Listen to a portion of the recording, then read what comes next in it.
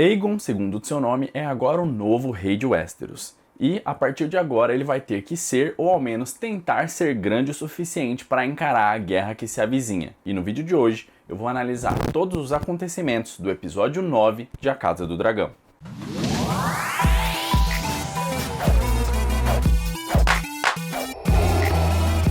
Saudações antarianos e antarianas, eu sou o Gustavo Lopes, seja muito bem-vindo aqui pela primeira vez, ou se você já voltou, aviso sempre nesses vídeos. Tem spoilers da série, tem spoilers dos livros, então pode conter algum spoiler do que vai rolar mais pra frente na série também, tanto no próximo episódio quanto na próxima temporada também. Então se você não quer nenhum spoiler, já deixa o aviso aqui, esse não é o vídeo pra você, a gente tem outros vídeos que você pode assistir que não vão ter spoiler nenhum, beleza?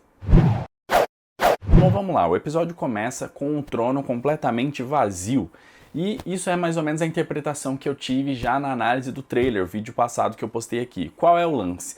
É justamente isso, agora que o rei morreu, Viserys era um rei que ele não tinha nenhum tipo de contestação sobre o trono. O Jaehaerys foi lá, criou o grande conselho, e daí eles definiram, ó, vai ser o Viserys o novo rei, e acabou todas as contestações sobre o trono a partir dali. O Viserys era o rei incontestável, então o trono era dele.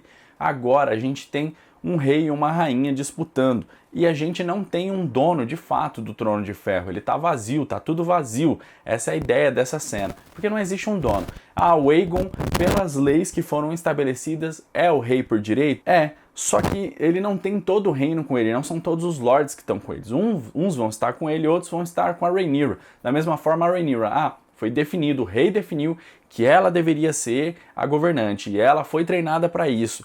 Ela seria a melhor? Provavelmente, mas ao mesmo tempo ela também não tem todos os lords de Westeros apoiando ela. Isso significa que nenhum dos dois de fato é rei ou rainha de Westeros, porque Westeros não obedece eles de forma unificada. Esse episódio ele tem uma carga muito grande voltada para a música.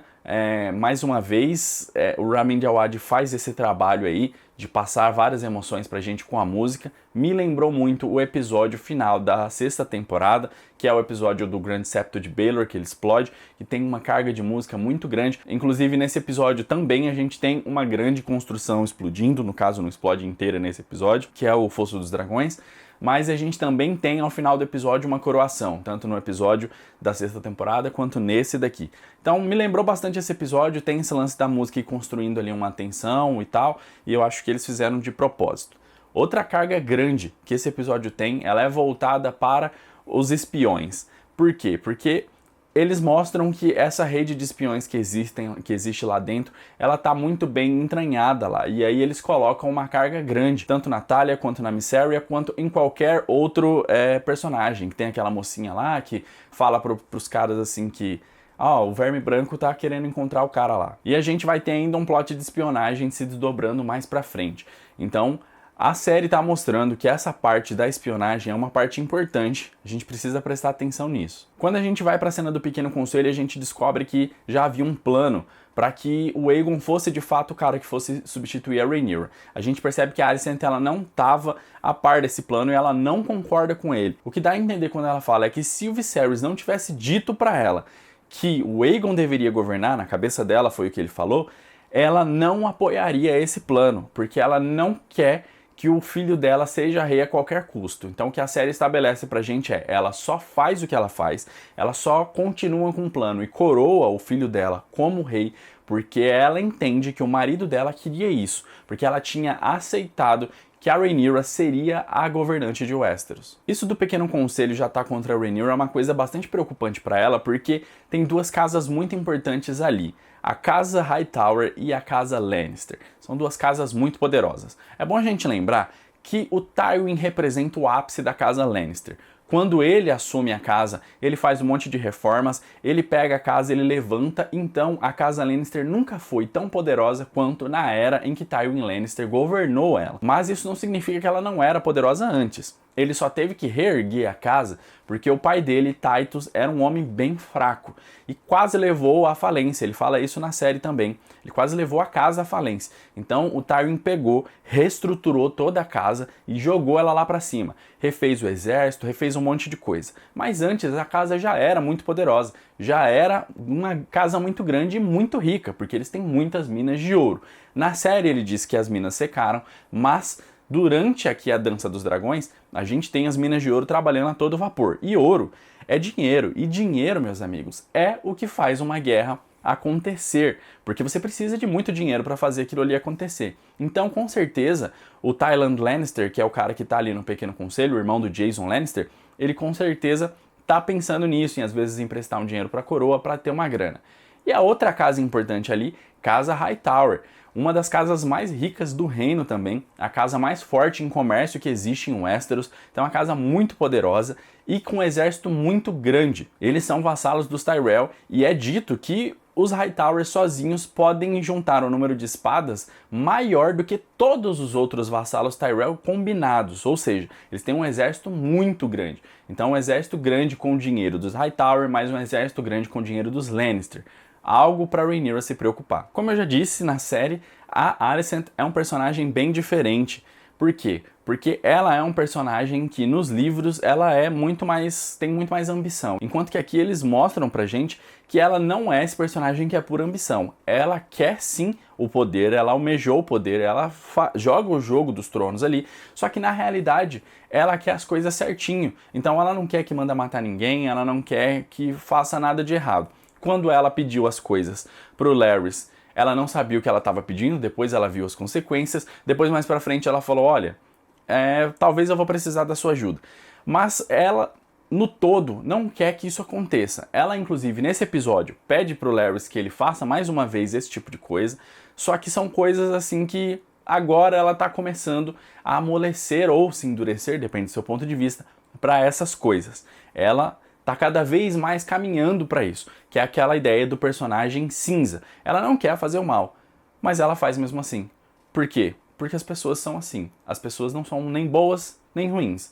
Elas são uma mescla dessas duas coisas, horas bons, horas ruins. E aí a gente vai ver isso acontecendo dos dois lados. Detalhe que esse episódio adiciona mais camadas pro Sir Criston Cole. Ele era um personagem que até agora ele só parecia que tinha raiva da Rhaenyra e por isso ele estava do lado da Alicent. Mas esse episódio adiciona mais camadas a ele. Por quê? Porque agora a gente percebe que ele tem um tipo de adoração pela Alicent e talvez ele enxergue ela como a salvadora dele, porque ela impediu que ele tirasse a própria vida lá no final do episódio 5. Então talvez ele enxergue ela como uma salvadora. E também eles mostraram pra gente mais lá pra frente que ela tem também um papel muito importante ali na parte de religião dele, porque ele fala sobre mãe, e a mãe que ele fala não é a mãe das pessoas, é a mãe, a face do Deus de 7 faces. Uma das faces é a mãe. Ele quer dizer que toda mulher é uma face da mãe. E a Alicent, a gente sabe, ela andando com a estrela de 7 pontas, a casa Hightower é uma casa muito religiosa, provavelmente foi quem colocou isso para ele, então mostrando para ele todo esse lance da religião. Então foram adicionadas camadas a ele. Então não tem só o ódio da Rhaenyra, que foi o precursor de tudo isso. Tem também esse lance aí da adoração que ele tem pela Alicent e uma camada mais em cima de religião também. Na cena do Lord Beesbury, parece que ele não tem a intenção de fazer o que ele faz. Ele vai com agressividade, mas parece que ele não queria fazer aquilo. No final ele faz e ele parece que não fica muito incomodado com aquilo não. Então ele não tinha intenção, mas quando aconteceu ele falou, tanto faz. E a gente já vê que essa construção de tensão do Harold Westerling contra ele chega no nível máximo, que ele puxa a espada e manda ele tirar a armadura dele, ou seja, ele tá querendo destituir o Criston da guarda real. E aí a gente vê que o Harold ele tá a todo momento incomodado com aquilo, porque ele tá vendo uma traição sendo desenvolvida ali.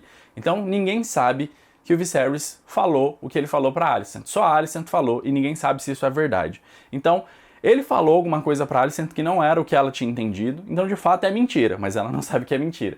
Então de fato, todo mundo ali que tem um caráter ok, vai duvidar.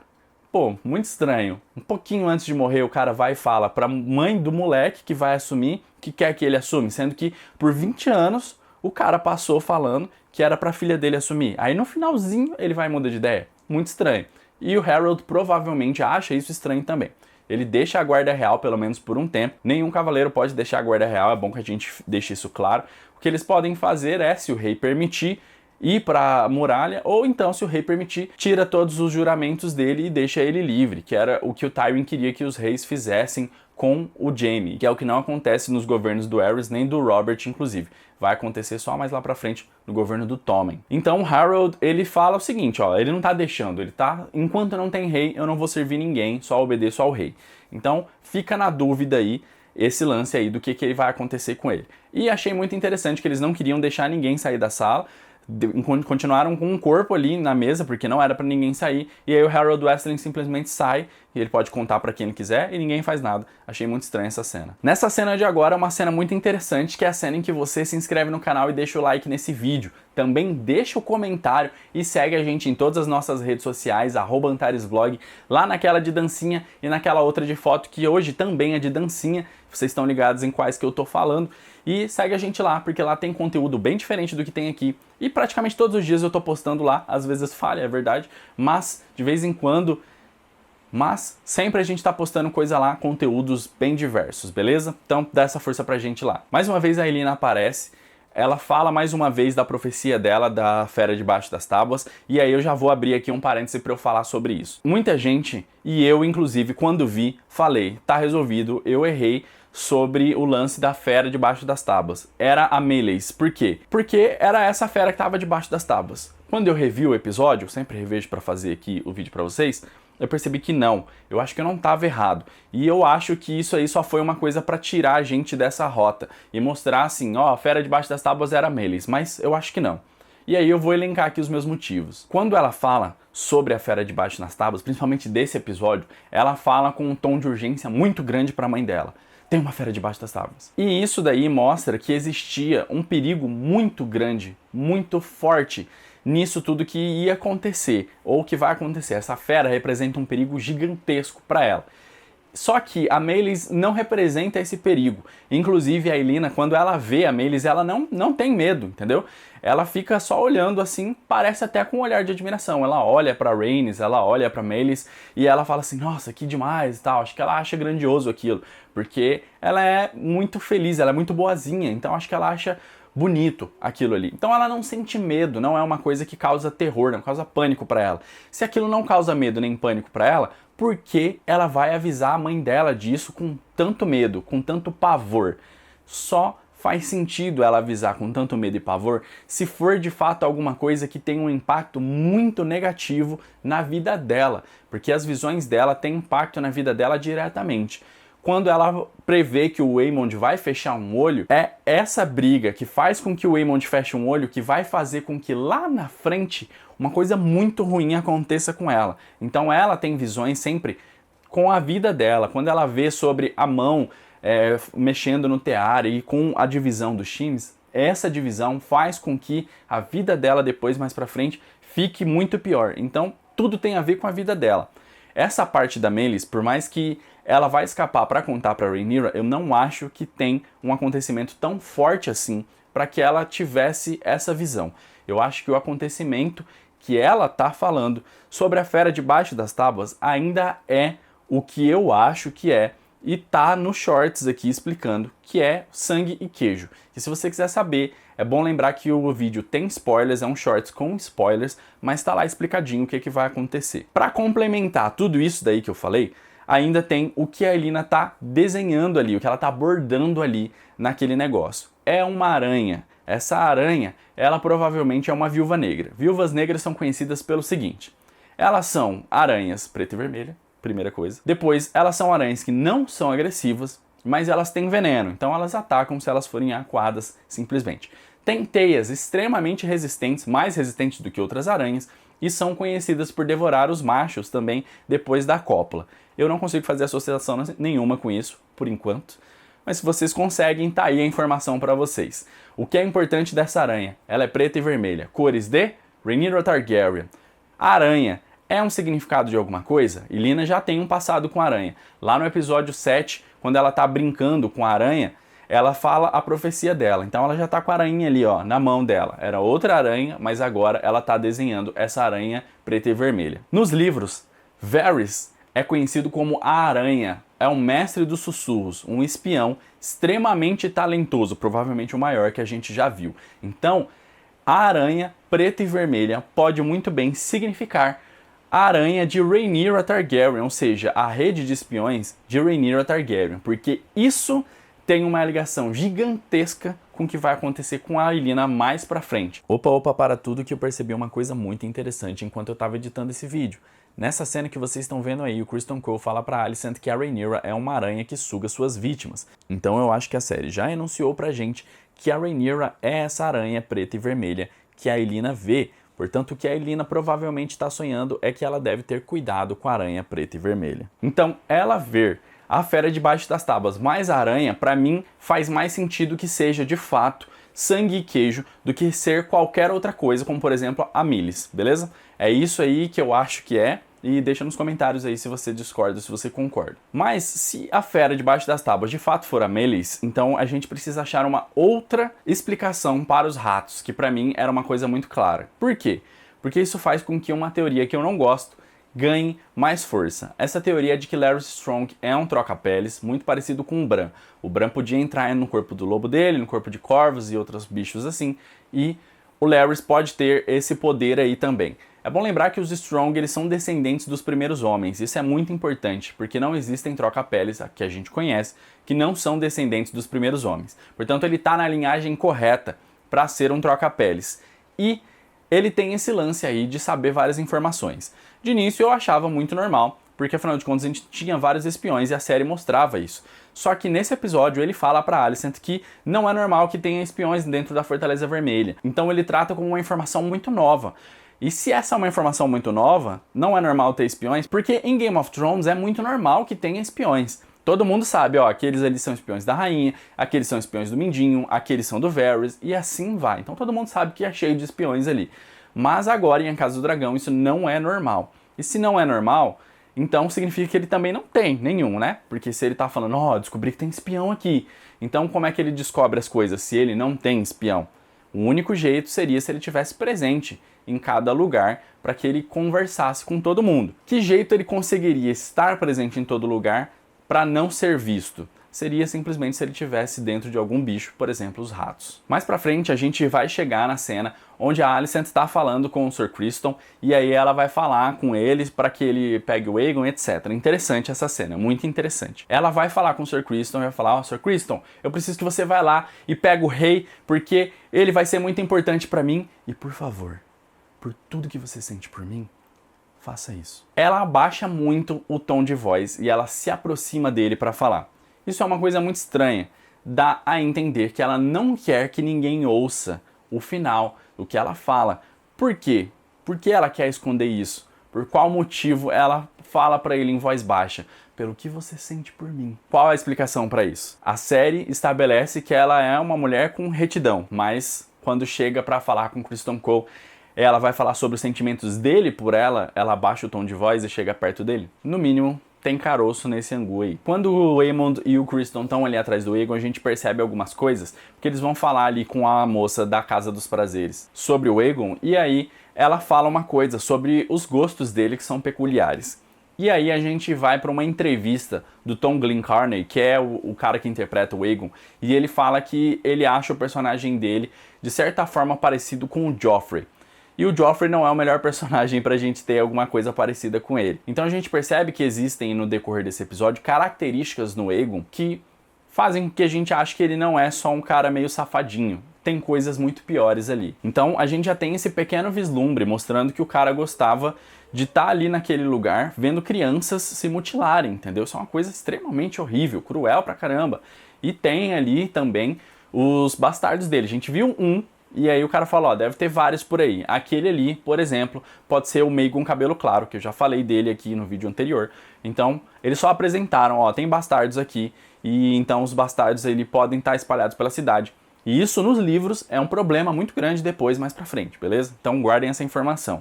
Na cena do clube de luta ali, que a gente vê as crianças se engalfinhando, a gente vê o Eric apresentando ali os gostos do Aegon para o Arryk. A ideia dele é que o Arryk, assim como ele, não esteja na guarda real, porque aparentemente ele tá muito perto de tomar essa decisão. Ele tá mostrando que o Aegon não é um cara bom e etc. Mas o Arryk fala assim, cara, eu fiz um juramento e eu vou honrar esse julgamento. Então fica nesse embate de um tentando convencer o outro. Na conversa do Aemond com Criston, mais uma vez a gente tá vendo como ele é ambicioso, como ele deseja o trono. Ele fala que o Aegon não é o cara certo pro trono, ele deveria estar ali, que ele almeja, ele não gostaria de se esconder do trono, dessa responsabilidade. Ele fala sobre o sangue dele, então ele é um cara que parece ter umas tendências de eugenia, beleza? Isso não é uma coisa muito legal. A gente já viu pessoas com certos bigodinhos por aí fazendo coisas muito ruins com essas ideias de eugenia. Então ele parece ter esse lance de ideia de sangue puro, de sangue grandioso e etc. E ele vê as outras pessoas como menores do que ele, muito provavelmente. E até dentro do próprio sangue dele, ele encara as pessoas como menor. Então ele fala que ele é o cara que estudou história, estudou filosofia, ele monta o maior dragão do mundo. E isso aí mostra o seguinte, primeiro, eu tava certo quando eu falei que provavelmente ele conhecia muito os feitos do tio dele, do Daemon Targaryen, porque ele estudou história. E com certeza, as coisas do Daemon já estão nos livros de história daquela época ali que eles estão estudando. Inclusive, o livro que é baseado, a série, Fogo e Sangue, ele teoricamente existe dentro do mundo das Crônicas de Gelo e Fogo. Então, só que ele conta toda a história da Casa do Dragão. Então, com certeza, não foi o livro que ele leu, mas esse livro com esses acontecimentos já são narrados ali. Então, os acontecimentos do Daemon devem estar em outros livros também. E aqui a gente consegue traçar, então, uma divisão entre o Daemon e o Aemond. Por quê? Porque Aemond deseja e almeja o Trono de Ferro. Ele quer que o irmão dele não seja, ele acha que o irmão dele não é o correto para estar lá, mas ele quer estar no trono. Daemon não deseja o Trono de Ferro.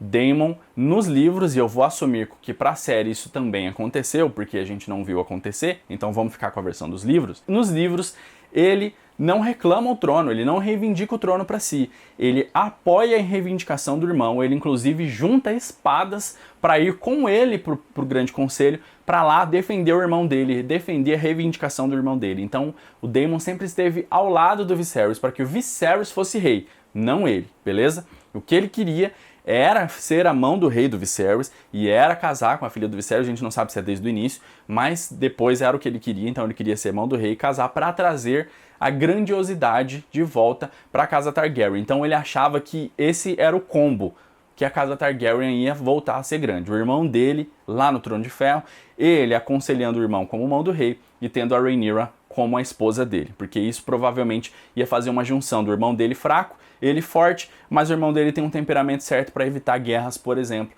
Isso faria com que a Casa do Dragão ficasse mais forte. Então isso é muito diferente do Aemond, que acha que ele deveria ser o rei e não o irmão. A gente tem uma cena do Larys Strong com o Otto e a gente percebe que as visitas do Larys, que a gente já viu lá no episódio 6, elas ficaram cada vez mais frequentes. Por quê? Porque se continuasse daquele jeito, não precisava do Otto falar nada, mas o Otto falou, ó, notei que você tá passando mais tempo do que de costume com ela. E aí o Larys vai e responde, não se preocupa, o tempo que eu tô passando com ela vai beneficiar você. E é interessante como o Otto, de início, ele parece querer dar uma reprimenda no cara, ele parece querer confrontar ele, e quando o Larys responde pra ele que ele vai se beneficiar disso, ele meio que dá uma segurada naquilo ali.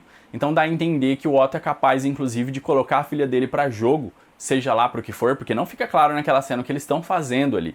A coisa que dá a entender, quando o Otto fala e quando o Larys responde, é que as horas que eles passam junto, eles estão fazendo coisas não muito religiosas ali, beleza? Então, o Otto não reprime depois. Bom, você vai beneficiar, então deixa, pode pegar essa menina aí, não tem problema nenhum. Interessante a cena onde a gente vê o corpo do rei sendo embalsamado. A gente vê ali que a Alicent, ela não olha nenhuma vez pro corpo. A gente tem esse paralelo com a cena do episódio anterior, quando a Rhaena está olhando diretamente pro corpo do Vaemond sendo embalsamado. Por que isso é um paralelo interessante? Porque no episódio passado, o mestre Oriol, ele fala o seguinte, ó, quem olha pra cara do estranho tem um azar muito grande. E a Alicent, pelo jeito, leva isso a sério e ela não olha. Depois que ela é embalsamado, aí sim, ela chega até nele e ela chora muito. E aí, fica claro duas coisas. Primeiro, de fato, ela gostava do Viserys, ela amava ele, provavelmente não era o maior amor do mundo, mas ela gostava dele, ela sabia que ele era um homem bom, ele tratava ela bem, etc. E eles ficaram ali 20 anos juntos. É muito tempo, de fato. Então, 20 anos, acaba que você vai gostar da pessoa de algum jeito, você vai sentir falta dela de algum jeito. E o outro ponto é todo o peso que cai em cima das costas dela por causa disso. Então a gente tem o pai dela querendo matar a amiga dela, a filha do ex-marido dela, no caso não é mais ex-marido, né, porque o cara morreu, né, enfim, filha do cara lá. E daí, esse lance todo tá nas costas dela, cabe a ela agora impedir que a memória dele seja honrada, que a vontade dele, do Aegon sentar no trono, seja honrado e que a filha dele não sofra por isso. Então é um peso muito grande e por isso ela tá ali chorando, não só pela tristeza de perder o marido, mas também por todo o peso que tem nas costas dela. Logo em seguida ela tenta convencer a Rhaenys da Rhaenys ficar do lado dela. Mais uma vez a gente tem a Rhaenys numa posição inferior, numa posição mais fraca ali, porque ela tá presa, ela não tem muita coisa, o dragão dela tá preso também, então ela de novo numa posição sem poder algum ali diante. A Alicent tenta convencer ela, explica tudo, as coisas, olha, a menina só trouxe desgraça pra sua vida, tem um monte de coisa ruim, Daemon também, chega aqui comigo, cola comigo, vai dar tudo certo, vocês vão ficar com Deriva Marca, não tem problema nenhum. E a Rhaenys fala, ó, a gente não fica mudando de lado igual as outras casas. Minha casa tem palavra, eu não vou mudar de lado. Então, ela não tá full convencida de que de fato ela vai ficar do lado da Rhaenyra, mas ela quer manter a palavra da casa dela, que é importante. Interessante a gente notar que a Alicent fala que a Rhaenys deveria ter sido a rainha e não o Viserys, porque ela, Rhaenys, ela tem sim o temperamento correto para isso. E o mais interessante é que depois dela falar isso daí, ela fala que elas, ou seja, a Alicent e ela, elas não governam, mas elas têm uma missão muito importante de guiar os homens delas para essas coisas aí. Então a Alicent fez muito isso, manipulou muito o rei. E a Rhaenys, a gente não sabe se ela de fato manipulou o Corlys, parece que não, mas ela governou Deriva Marca, governa Deriva Marca por um tempo. Então são duas coisas conflitantes que ela fala. Primeiro ela fala, você deveria ser a rainha. Então ela fala, deveria ser o cara que nasce primeiro. Menino ou menina, tanto faz, quem nasce primeiro é quem deve governar. E depois ela tem uma posição meio que de conformismo, tipo assim, a gente não deve governar. A gente só tem que estar do lado dos caras que governam. Então são duas posições conflitantes. E mais conflitante ainda é ela falar, quem tem um temperamento certo é a Rhaenys e ela foi a que nasceu primeiro, portanto ela deveria governar. Mas o filho dela não tem um temperamento certo, nem foi o que nasceu primeiro, porque Aegon deve governar e não Rhaenyra, que nasceu primeiro e tem um temperamento certo. Na cena onde eles encontram o rei Aegon, a gente percebe que ali foi feita a cisão e a escolha dos irmãos, o Eric e o Arryk. O Arryk, ele vai com todo o afinco para buscar o rei, ele pega o rei e ele fala assim, olha, você tá fugindo do que todo homem gostaria, então mostra a ambição dele. Enquanto isso, o Eric tá vendo que o irmão dele já tá num ponto sem volta. E ele também já chegou em um outro ponto sem volta. Então, a partir daquele momento, existe essa divisão dos irmãos ali também. Então, vocês percebem que o Eric, ele não faz nada, ele não ajuda o irmão dele contra o Criston, ele não ajuda o rei contra o Aemond, ele não faz nada. Ele só olha e ele fala assim, não vou participar disso aqui. E aí ele mete o pé. Na cena em que a Alicent vai confrontar o Otto, a gente percebe que o Otto é o jogadorzão, mas a Alicent, ela não quer jogar, mas ela sabe jogar. Ela mostrou que ela sabe jogar. Então ela mostrou, olha, você tá encarando tudo isso como jogo? Não é, mas eu sei jogar também, viu? Olha só o que eu fiz. Então ela fez um check ali pra ele. Então ela colocou ele já numa posição. E ela é muito inteligente ali, porque ela fala, ó, vou cuidar de todo o lance da sucessão. Então ela fala como que vai ser todo o lance da coroação do Aegon. Então ela quer que a imagem do Conquistador ressurja. Então para isso ela dá a Blackfyre, a espada do Conquistador, pro Aegon, e ela dá a coroa do Conquistador pro Aegon. Então a gente tem um Aegon, mais uma vez, usando a coroa e a espada do Conquistador. Então a gente tem um Aegon, um conquistadorzinho ali.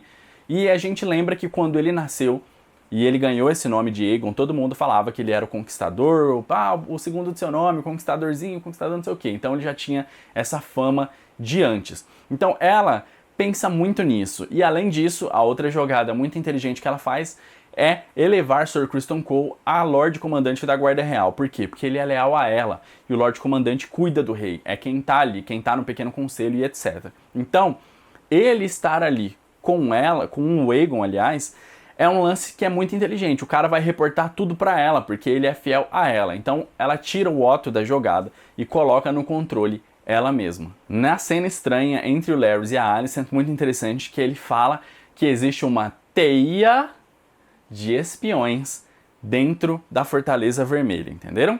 Teia de espiões. E aí a gente tem uma atuação genial da Olivia Cooke, mais uma vez. Que atriz genial. Inclusive, vamos abrir um parênteses aqui e vamos falar o seguinte, já vou mandar a real pra vocês do que eu penso. Emma Darcy e a Olivia Cooke são melhores do que as atrizes mirins, a Millie Alcock e a Emily Carey. As duas são muito boas, tá? Não tô falando que elas são ruins, elas são muito boas. Mas Emma Darcy e Olivia Cooke pra mim estão em nível Oscar já. A atuação delas é muito, muito boa. Olivia Cooke mais ainda, assim, ela é incrível. E nessa cena, ela mostra muito mais disso. Então, na hora que ela percebe que o Larry está ali, percebam todo o lance na cara dela. Ela tá com aquela cara tipo, tá tarde, irmão. Mais uma vez esse bagulho de pé aí, cacete, não, velho. Mas aí ele vai e convence ela. E percebam sempre o semblante dela. O semblante dela é sempre muito tipo, mano, eu não queria estar nisso, não acredito que eu tô passando por isso mais uma vez, não acredito e tal. E aí a gente descobre o que eles fazem nessas horas que eles passam juntos. Basicamente existe ali uma troca ali, onde o Larry dá informação e a Alicent dá o pé, igual um louro, digamos assim. Mas o negócio é esse daí.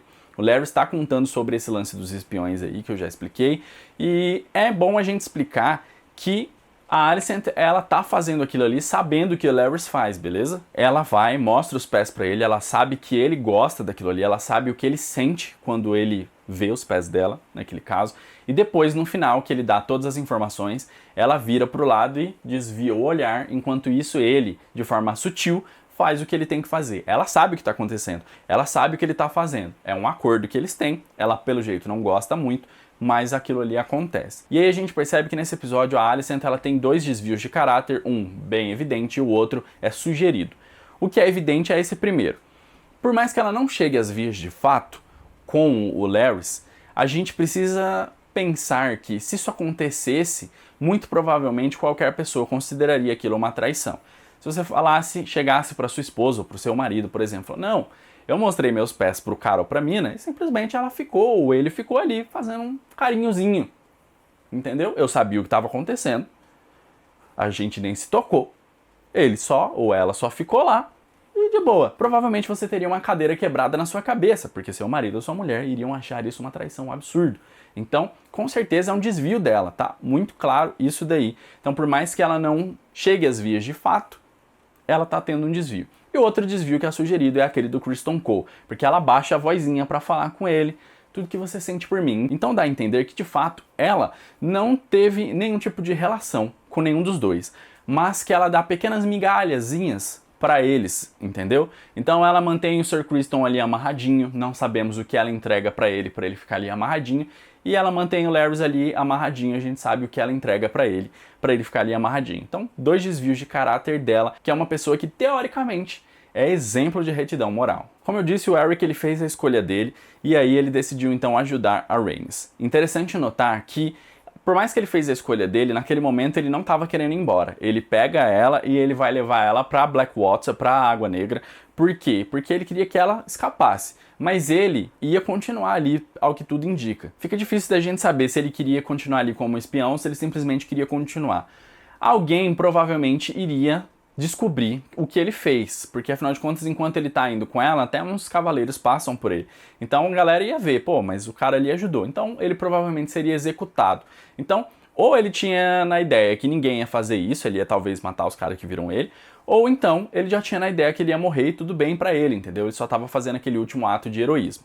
Mas a gente sabe que ele muda de ideia em algum momento, ou mudou já ali, ou então vai mudar depois, porque a gente vê no trailer, inclusive, que eu vou analisar no próximo vídeo, quarta-feira, que ele vai estar lá com a Rhaenyra, beleza? Então a gente sabe disso daí. Fiquem tranquilos por Sir Eric. A cena da Alicent com Aegon é uma cena muito interessante. Mostra que ele de fato não quer ser rei, ele sempre fugiu disso, e a Alicent tá contando pra ele a verdade dela, que o Viserys queria, e a partir daquele momento ele já muda um pouco. Sério que meu pai me queria como rei? É mesmo? E ali, mais uma vez, a gente vê que atuações afloram mais uma vez. E a atuação do Tom Glencairn, ela é muito boa. Toda essa cena, a cena inteira, ela é muito boa. Inteira. A partir desse momento, a gente vê que ele não quer. De repente ele, sério que o pai queria? É isso mesmo? E aí ele já começa a ficar animado. Quando ele vai lá na cerimônia no Fosso dos Dragões, muito mais legal ainda. Ele chega todo desconfiado, ele vai passando pelas espadas, assim, sem entender muito, olha pra trás, o que tá acontecendo? E aí, cada vez que vai acontecendo, que ele vai se acostumando com aquilo, ele vai subindo um pouco mais, ele vai ficando mais imponente, ele vai ficando mais confiante, ele vai ficando mais cheio de si, até que ele chega no trono, ele tá ainda meio desconfiado, ele vai lá, ele se abaixa, ele é coroado e de repente ele olha para as pessoas, todas as pessoas vão fazendo reverência e aí ele sente o gosto do poder, ele fala, caramba, eu sou o rei, eu sou o homem mais poderoso do reino a partir de agora. E aí quando ele se vira e ele levanta a Blackfyre, ele é ovacionado e ele sente o gosto do poder. Então a partir daquele momento ele está viciado. Isso era uma coisa que eu tinha uma dúvida muito grande, porque eles tinham construído o rei Aegon como um cara que não queria ser rei e não se importava muito com a família dele também. Portanto, como que eles iam fazer para esse cara querer governar, para esse cara querer o poder, para esse cara querer ter uma guerra onde muita gente morreria durante o reinado dele? Por quê? E aí eles mostram essa mudança. Primeiro, ele achava que ele não queria ser rei primeiro, porque ele achava que o pai dele não queria ele. Depois, quando ele descobre que o pai dele queria, na cabeça da Alicent, que ele fosse rei, ele já muda de ideia um pouco. E quando ele sente o poder, ele muda muito mais. Muito importante notar isso, como ele está mudando e como agora ele gosta do poder. E uma pessoa com todos os desvios de caráter que ele tem, que inclusive é comparado ao Joffrey, pode trazer grandes problemas e veremos grandes problemas no decorrer da próxima temporada e das seguintes também, acarretados por isso. No final a gente tem a cena maior, a cena grandiosa da Rhaenys emergindo do fundo do Fosso dos Dragões com a Meleys, e aí a gente percebe como que essa série brinca com isso, com cenas grandiosas que eles destroem, né? A ideia é muito essa daí. A ideia é muito que coisas muito grandes acabem mal. Então, o Viserys, por exemplo, ele planejou vários eventos e todos os eventos dele deu errado. Então, lá no episódio 1, ele queria fazer um grande torneio porque o filho dele ia nascer. Daí, no final, a mulher dele, o filho dele, morre. Aí ele fala, não, meu outro filho nasceu, tá fazendo 2 anos agora, vou fazer uma grande caçada. Dá errado também. Ah, não, a minha filha e herdeira vai casar, vou fazer a maior festa de casamento. Dá errado também. Então, os eventos vão dando errado e a coroação do Aegon não podia ser diferente. Então, aquela grandiosidade, no final, dá errado. E o mais interessante é isso. Ele com toda a pose do conquistador, com toda aquela imponência, a roupa, a coroa, a espada e etc. De repente o dragão aparece e ele se esconde atrás da mãe dele, assim. Mais uma vez, atuação brilhante de todo mundo. Então mostra ali que ele não é conquistador na realidade. Ele é só um moleque e ele tem medo de tudo. Então, mais uma vez parecido com o Joffrey, tá? Mais um traço do Joffrey que aparece, que o Joffrey se mostra todo pimpão, mas na realidade ele é um pequeno de um merdinha. No fim, a Rhaenys não dá a ordem, não fala Dracarys pro Amelish, e aí muita gente falou, pô, por que ela não fez? Deveria ter feito. E aí a gente tem alguns pontos. Primeiro ponto que a gente precisa pensar. Ali, a multidão tinha ovacionado o Aegon. Então, se ela destruísse todo mundo ali, a multidão poderia ficar contra os negros, entendeu? Todo mundo ia associar, pô, matou o cara ali, pô, você não é rainha de verdade. Então, ela ia ter uma revolta da população. Então, você precisa que a população esteja contida. Por mais que eles tenham muitos dragões e provavelmente a população continuaria contida de alguma forma, seria meio que rainha das cinzas, entendeu? Então, aquilo não era o melhor. Ela decide não fazer isso por esse ponto. Outro ponto. Aquele momento ali, o Aegon já era o rei. Toda a população acredita que o Aegon era o rei. Então, quem tem que substituir ele é o filho do Aegon. Então, não seria a Rhaenyra. Isso coloca a Rhaenyra mais para trás na linha de sucessão do que ela já está. Então, também é outro problema ali, porque a linha de sucessão ficaria comprometida. E o último, e para mim fatal acontecimento disso tudo, é que ali a gente tem 3 Targaryens, o Aegon, a Aelina e o Aemond, e cada um deles tem um dragão. E os dragões todos são gigantescos. A gente sabe, a série já estabeleceu, tanto nos livros quanto na série, mas eu vou falar só da série, que quando um cara é machucado e ele monta um dragão, ou ele é morto, o dragão sente. Então, quando o Daemon ele leva uma flechada no peito, o dragão dele sente. Quando a Daenerys morre lá no último episódio, o Drogon sente também e sobe até lá. Então, naquele momento ali, ela tem um dragão. Se ela matasse todo mundo, os dragões sentiriam. E o que aconteceu com o dragão dela, de surgir, aconteceria com os dragões da galera ali também. A Vhagar, a Dreamfire e o Sunfire. São 3 dragões grandes e provavelmente ela ia ter grandes problemas ali para conseguir conter eles. Então também é uma estratégia de sobrevivência. Bom, galera, essa foi a análise. O 10º episódio para mim vai ser o melhor, entendeu? Eu acho que ele tem acontecimentos muito grandes, que eu vou explicar inclusive no vídeo de quarta-feira, que vão fazer esse episódio ser o maior dessa temporada. Se ele for o maior dessa temporada, isso coloca ele naquele hall de melhores episódios de Game of Thrones, junto com vários outros episódios ali que a gente tem grandiosos. Então isso é muito legal. Se você não quiser esperar para ver, tem esse vídeo aqui que tá aparecendo que fala sobre uma teoria da própria Casa do Dragão. Se você quer nostalgia, aqui você vê um vídeo sobre Game of Thrones e aí você mata a saudade, beleza? Valeu, até a próxima.